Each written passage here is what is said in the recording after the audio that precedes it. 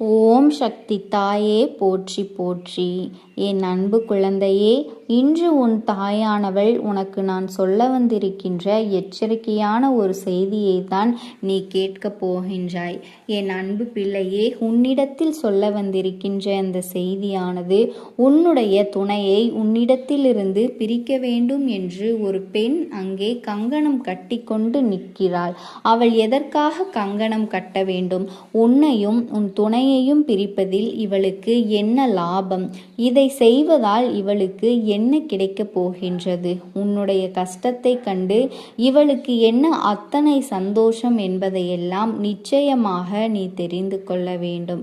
என் பிள்ளையே, வாழ்க்கை துணை என்பது ஒருவருக்கொருவர் அத்தனை அன்போடும் புரிதலோடும் வாழ்க்கையை நடத்துகின்றவர்கள். இவர்களுக்கிடையில் ஒரு பிரிவை ஏற்படுத்தவும் இவர்களை ஒற்றுமையாக வாழவிடக்கூடாது என்றும் ஒருவர் நினைக்கின்றார்கள் என்றால் அதைவிட கெட்ட எண்ணம் வேறு எதுவுமே இருக்க முடியாது.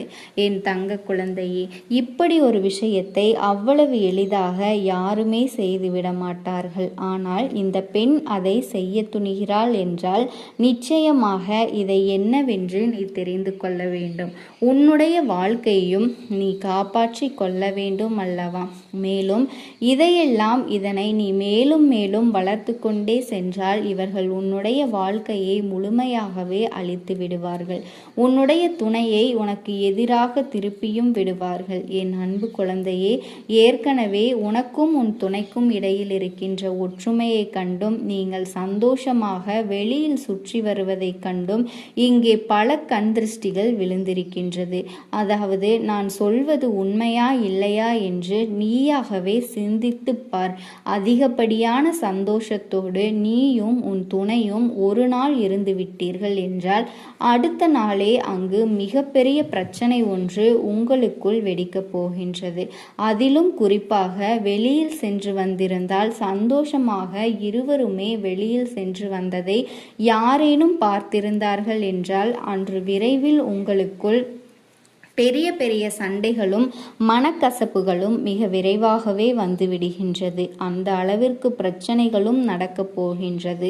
இதற்கெல்லாம் என்ன காரணம்? நீ சந்தோஷமாக இருந்ததை பார்த்தவர்களின் கண்கள் அத்தனை பொல்லாத கண்கள். இவர்கள் மட்டும் எப்படி இத்தனை சந்தோஷமாக இருக்கிறார்கள் என்று உன்னுடைய குடும்பத்தின் மீது இவர்கள் போட்ட கண் திருஷ்டிதான் உன்னுடைய குடும்பத்தில் பிரச்சனைகளை எல்லாம் உருவாக்குகின்றது.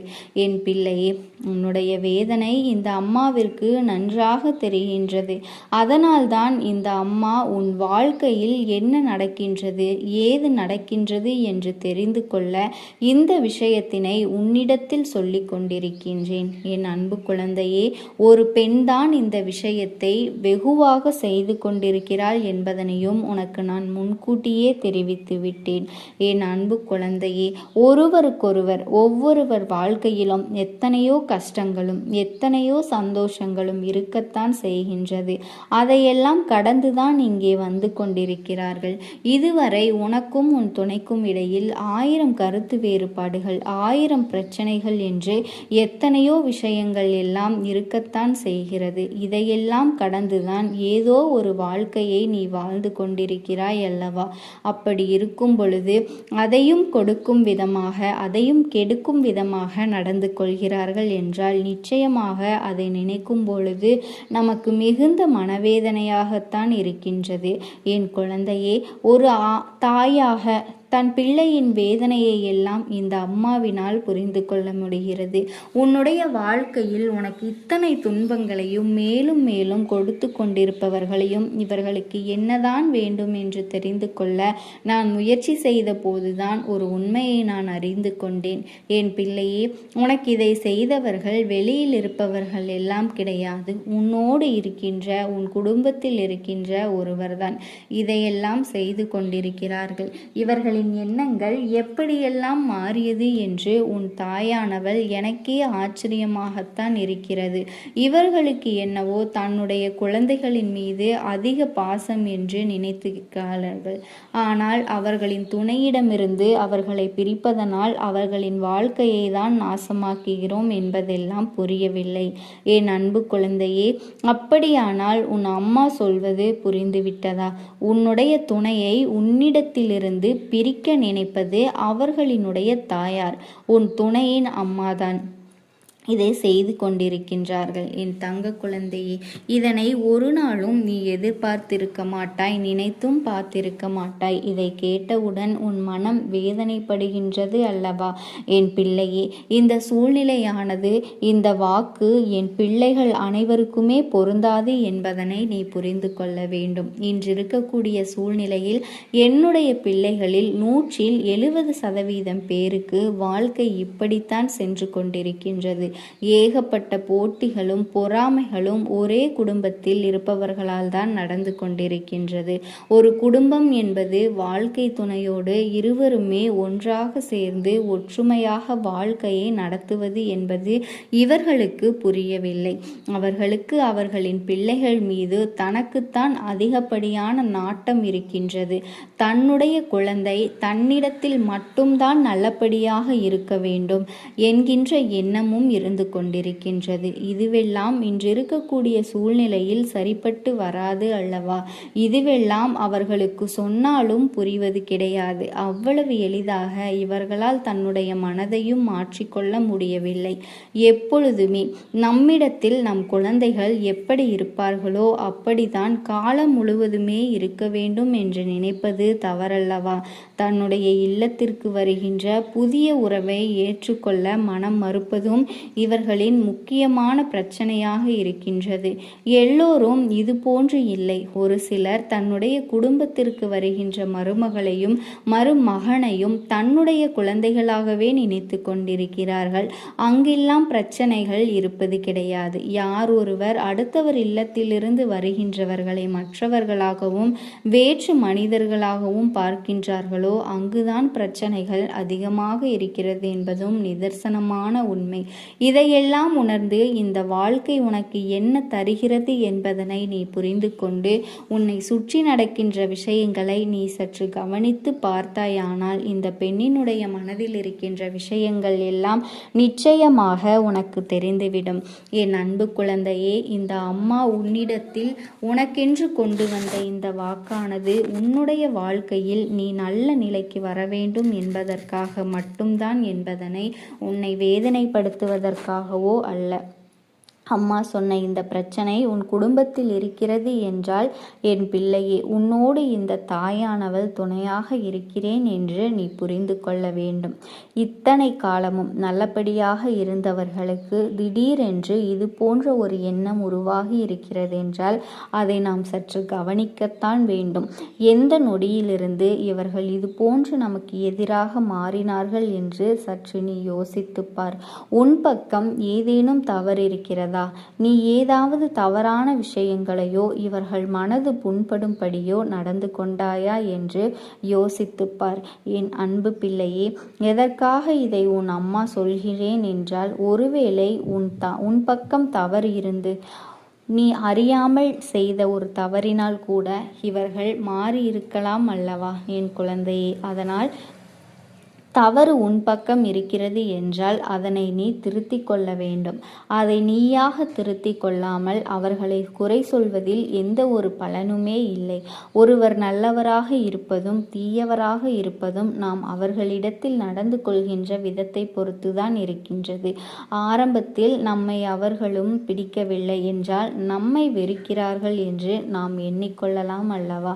ஆனால் ஆரம்ப கட்டத்தில் நம்மிடத்தில் அன்பை செலுத்திவிட்டு அதன் பிறகு இப்பொழுதுதான் வெறுக்க தொடங்குகிறார்கள் என்றால் அதற்கான காரணத்தை நிச்சயமாக நாம் கவனிக்கத்தான் வேண்டும். எதனால் இது நடந்தது, எந்த விஷயத்தினால் உன் வாழ்க்கையில் இப்படி பிரச்சனைகள் வந்தது என்பதையும் நீ சற்று யோசிக்கத்தான் வேண்டும். என் பிள்ளையே, இந்த அம்மா சொல்கின்ற நியாயங்களை உன் வாழ்க்கையில் நீ உணர வேண்டும். எப்பொழுதுமே உண்மைகளுக்கு நீ முக்கியத்துவம் கொடுக்க வேண்டும். உண்மையாகவே அவர்கள் உன் வாழ்க்கையை கெடுக்க நினைக்கின்றார்களா அல்லது நீயாக கெடுத்து கொண்டாயா என்பதை நீ ஒரு நொடி சிந்திக்க வேண்டும். என் குழந்தையே, இத்தனை நாளும் இந்த வாழ்க்கையில் உனக்கென்று கிடைத்த அன்பு இனிமேலும் கிடைக்க வேண்டும் என்பதுதான் இந்த தாயானவளினுடைய விருப்பம். என் குழந்தையே, எல்லோரும் உடனடியாக எல்லா மனிதர்களையும் நேசித்து விடுவது கிடையாது. அது போன்ற ஒரு மனது யாருக்கும் வந்து விடுவது கிடையாது. என் குழந்தையே, சிலரை ஏற்றுக்கொள்வதற்கு காலதாமதமாகும். ஆனால் ஏற்றுக்கொண்ட பிறகு ஒருபொழுதும் அவர்களை விட்டு கொடுத்து விட மாட்டார்கள். எனவே இது போன்ற ஒரு சூழ்நிலையை உன்னால் உருவாக்க முடியுமா என்று சற்று. ஓம் சக்தி தாயே போற்றி. என் அன்பு குழந்தையே, என்னையே நீ நம்பிக்கையோடு நம்பி வந்திருந்தாலும் உன் குடும்பத்திற்கு பாதுகாப்பாக இருக்கும்படி நீ என்னிடம் கேட்டு கொண்டிருந்தாலும் நித்தமும் என் இல்லத்தில் வந்து நான் காவல் காத்து கொண்டுதான் இருக்கின்றேன். அப்படி நேற்றிரவு உனக்காக நான் காவல் காத்து கொண்டிருக்கும் பொழுது நானே அதிர்ச்சியடையும்படியாக ஆச்சரியப்படும்படியாக ஒரு விஷயமானது உன் வீட்டு வாசலில் தினம்தோறும் நடந்து கொண்டிருக்கிறது. தினம்தோறும் ஒருவர் உன்னை தேடி வந்து பார்த்துவிட்டு செல்கிறார் என்பதனை நீ இதுநாள் வரை அறிவாயா? இவர் அந்த பக்கம் போக வேண்டிய வேலை இருந்தாலும் உன்னை கடந்து செல்கிறாய் என்று நீ நினைத்து கொண்டிருக்கின்றாய். ஆனால் அவர் காரியத்தோடுதான் உன் வீட்டை கடந்து போகும்போதெல்லாம் எதிர்மறை சக்திகள் அனைத்தும் எதிர்மறை எண்ணங்களோடு கூடிய காழ்ப்புணர்ச்சியோடு உன் வீட்டை நோக்கி பார்த்துவிட்டுதான் அவர் சென்று கொண்டிருக்கின்றார். என் தங்க குழந்தையே, அதற்கு காரணம் என்ன தெரியுமா? நீ சந்தோஷமாக சிரித்து கொண்டு குதூகலமாக வாழ்ந்து கொண்டிருக்கிறாள். உயர்வான வாழ்க்கையை சிறப்பாக நீ ஒவ்வொரு நாளும் பெற்றுவிட்டாய் என அவர் மனதில் நினைத்து கொண்டு அதையெல்லாம் பொறுக்க முடியாமல் உன்மீது மனப்புகைச்சலோடு ஒரு ஏமாற்றத்தோடு உன்னையும் உன் வீட்டையும் பார்த்து கொண்டே எதிர்மறையான எண்ணங்களோடு அவர் நித்தமும் போய்கொண்டிருக்கிறார். அதனால்தான் அப்படிப்பட்ட தீய சக்தியிடமிருந்து உன்னை காப்பாற்ற வேண்டும், உனக்கு நல்லதை செய்ய வேண்டும் என்பதற்காக உன் தாயானவள் உன்னோடு பேசி கொண்டிருக்கிறேன். அதனால் நீ கவனமாக இந்த அம்மாவின் வாக்கினை கேட்க வேண்டும். என் தங்க குழந்தையே, எதிரி கூட நேருக்கு நேராக நின்று உன்னை தூற்றிவிட்டு பேசுவார் அல்லது கோபப்பட்டு கூட ஏதாவது ஒரு வார்த்தையை சொல்லிவிட்டு போய்விடுவார்கள். ஆனால் இப்படிப்பட்ட சில உறவுகளும் நட்புகளும் வெளியில் உன்னோடு பேசும் பொழுது நன்றாக பேசுகிறார்கள், சிரித்து சிரித்து உலாவுகிறார்கள். ஆனால் உன்னை விட்டு கடந்து போகும் பொழுது அல்லது நீ அவரிடம் பேசிவிட்டு திரும்பி செல்லும் பொழுது மனம் முழுக்க வயிற்றெரிச்சலோடும் எப்படி இருந்தவர் இப்பொழுது இப்படியெல்லாம் இருந்து கொண்டிருக்கிறார்கள், இப்படியெல்லாம் வாழ்ந்து கொண்டிருக்கிறார்கள், இவர்களுக்கு ஒரு வாழ்க்கை அமைந்து விட்டதே என அவர்களால் ஆற்ற முடியாமல் அந்த பொறாமையை தாங்க முடியாமல் தான் உன்மீது போட்டியையும் பொறாமைகளையும் நெருப்பாக அள்ளி கொட்டி கொண்டிருக்கிறார்கள். அப்படிப்பட்ட எதிர்மறை சக்திகளை கொண்ட எதிர்மறை எண்ணங்களை கொண்ட மனிதர்கள் யார் என்று நீ தெரிந்து கொள்ள வேண்டாமா? என் தங்க குழந்தையே, அவர்கள் யார் என்று தெரிந்தால் நீ மனம் உடைந்து போவாய். அவர்கள் நிச்சயமாக வெளியாட்கள் இல்லை. என் தங்க குழந்தையே, நீ உறவாடக்கூடிய மனிதர்கள் உன்னை சுற்றி வருவதை நான் பார்த்து கொண்டுதான் இருக்கிறேன். உனக்கு ஒன்றும் இந்த வாழ்க்கையானது அவ்வளவு சுலபமாக அவ்வளவு சந்தோஷமாக அமைந்து விடுவதில்லை என்பதை நானே அறிவேன். அதிர்ஷ்டத்தாலே வெகு சுலபமாகவோ அல்லது சீக்கிரமாகவோ நீ இப்படி சந்தோஷமாக ஒன்றும் வாழவில்லை. ஆனால் அவர்கள் அப்படித்தான் அதையெல்லாம் நினைத்து கொண்டிருக்கிறார்கள். உன்னுடைய கஷ்ட நஷ்டம் என்னவென்று உனக்கும் எனக்கும் மட்டுமே தெரிஞ்ச விஷயம். என் தங்க குழந்தையே, உன்னுடைய கஷ்டங்கள் அவர்களுக்கு ஒரு நாளும் புரிய போவதில்லை. அவர்கள் உன்னை பற்றி என்ன நினைக்கிறார்கள் தெரியுமா? உனக்கென எல்லாம் இருக்கிறது, எனவும் உன் குடும்பத்திற்கு என்ன எல்லாவற்றையும் சிறப்பாய் நீ செய்கிறாய், சந்தோஷமாக இருக்கிறீர்கள் என்று நினைத்து கொண்டு உன் குடும்பத்தின் மீது ஒரு பொறாமை கண்ணை வைத்து கொண்டு அல்லவா சுற்றி கொண்டிருக்கிறார்கள். அவர்களுக்கு அதனால் நீ பழகக்கூடிய நபர்களிடம் நீ கொஞ்சம் கவனமாகத்தான் இருக்க வேண்டும். என் அன்பு குழந்தையே, கல்லடி பட்டாலும் படலாம், ஆனால் கண்ணடி மட்டும் படக்கூடாது என்ற வார்த்தையினை நீ கேட்டிருப்பாய் அல்லவா என் தங்க குழந்தையே?